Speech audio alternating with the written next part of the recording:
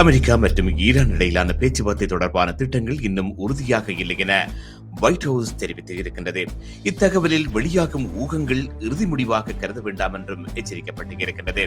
இது நடந்து வரும் பதற்றமான நிலைமை குறித்து அமெரிக்க அதிபர் டொனால்டு டிரம்ப் மற்றும் ஈரான் பாராளுமன்ற தலைவரின் முரண்பட்ட கருத்துக்களுக்கு பின் வெளியாகிய ஒரு செய்தியாகவும் பார்க்கப்படுகின்றது.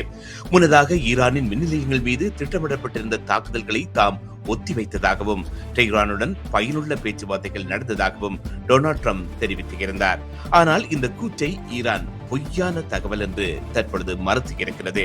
இதற்கிடையில் பிந்தி கிடைத்த தகவல்களின்படி நடுவர்கள் நாடுகள் மூலம் அமெரிக்காவிடமிருந்து சில முன்மொழிவுகளை ஈரான் பெற்றுள்ளதாக ஈரான் வெளியுறவு அமைச்சக அதிகாரி ஒருவர் தெரிவித்திருக்கின்றார். இது எதிர்கால பேச்சுவார்த்தை முன்னோட்டமாக இருக்கலாம் என்றும் கருதப்படுகின்றது. மற்றொரு முக்கிய முன்னேற்றமாக சர்வதேச சந்தையில் எண்ணெய் விலை மீண்டும் ஒரு பேரலுக்கு $100 கடந்து இருக்கின்றது. திங்களன்று சரிந்த விலை மீண்டும் உயர்ந்து இருக்கின்றது. மொத்தத்தில் கடந்த சில நாட்களில் டொனால்டு டிரம்ப் மேற்கொண்ட நடவடிக்கைகள் ஒரு புறம் தூதரக முயற்சிகளையும் மற்றொரு புறம் திசை திருப்பும் செயல்பாடுகளையும் இணைத்ததாக அரசியல் அவதானிகள் கருதுகின்றார்கள். அமைதி மற்றும் நிலைமைத்தன்மையை மேம்படுத்தும் நோக்கில் தேவையானால் பேச்சுவார்த்தைகளை நடத்த பாகிஸ்தான் எப்பொழுதும் தயாராக இருப்பதாக பாகிஸ்தான் வெளிவிவகார அமைச்சு தற்பொழுது அறிவித்திருக்கின்றது. அந்த நாட்டின் வெளியுறவு அமைச்சக பேச்சாளர் தஹீர் அன் ராபி பேச்சுவார்த்தைக்கு சம்பந்தப்பட்ட தரப்புகள் விருப்பம் தெரிவித்தால் பாகிஸ்தான் அதனை வரவேற்கும் என்று அறிவித்திருக்கின்றார். மேலும் பிராந்தியத்தில் அமைதி நிலவ வேண்டும் என்பதற்காக பாகிஸ்தான் தொடர்ந்து உரையாடல் மற்றும் தூதரக அணுகுமுறையை ஆதரித்து வந்துள்ளது என்றும் அவர் தெரிவித்திருக்கின்றார். இதற்கிடையில் அமெரிக்காவின் மூத்த அதிகாரிகள் மற்றும் ஈரான் பிரதிநிதிகள் பாகிஸ்தானில் சந்திக்கலாம் என்ற தகவல்களும் தற்பொழுது வெளியாகி இருக்கின்றன.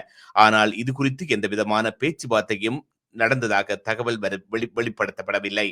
முன்னதாக ஒயிட் ஹவுஸ் நிலைமை இன்னும் மாறிக்கொண்டே இருப்பதாக எச்சரித்து அமெரிக்கா மற்றும் ஈரான் தலைவர்களுக்கிடையே எந்த அதிகாரப்பூர்வ சந்திப்பும் அறிவிக்கப்படவில்லை என்று அறிவித்திருந்தது.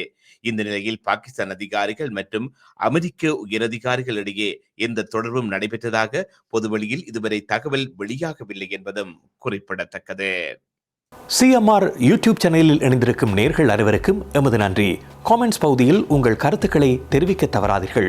முக்கிய செய்திகள், காணொளி தொகுப்புகள், நேர்காணல் என பலதரப்பட்ட அம்சங்களையும் உங்களுக்காக தருகின்றது சிஎம்ஆர் யூடியூப் சேனல். சிஎம்ஆர் என்று சர்ச் செய்து எமது யூடியூப் சேனலை சப்ஸ்கிரைப் பண்ணுங்கள்.